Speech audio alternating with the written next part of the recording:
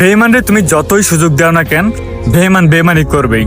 আমি সবসময় একটা কথা বলি, যে মানুষটা মনস্থির করে তোমার সাথে চিট করবে, তুমি তারে যতই সুযোগ দাও না কেন, তুমি প্রয়োজন তার ফোন বারবার চেক করো, ফোনের পাসওয়ার্ড নিজের কাছে রাখো, বা সবার সাথে কথা বলা বন্ধ করে দাও, কিংবা তুমি সবসময় তার পাশে থাকো না কেন, সে কোনো না কোনোভাবে তোমার সাথে চিট করবেই।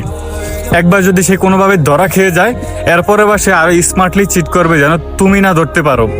আর যে মানুষগুলো লয়াল, সে তোমার থেকে 1000 কিলোমিটার দূরে থাকুক না কেন, 1000 মানুষের ভিড়ে থাকুক না কেন, সে সবসময় তোমার কথাই মনে করবে, তোমার কথাই ভাববে। সে অপেক্ষায় থাকবে তোমার সাথে একটু কথা বলার জন্য, তুমি কখন টেক্সট করবা, কখন কল করবা। কারণ মেরি জান, লয়ালিটিটা আসে মন থেকে। যারা লয়াল, সে যে কোনো সময় যে কোনো পরিস্থিতিতে থাকুক না কেন, সে লয়ালই থাকবে। আর যারা চিট করে বেইমান, তাদেরকে যতবারই সুযোগ দেয় না কেন, সে ততবারই তোমার সাথে চিট করবে, বেইমানি করবে। তাই জীবনে চলার ক্ষেত্রে লয়াল আর চিটারের মধ্যে পার্থক্য বোঝাটা খুব বেশি জরুরি। যার জীবনে একজন চিটার বেইমান আসছে, তার জীবনটা পুরো নষ্ট করে দিয়ে গেছে।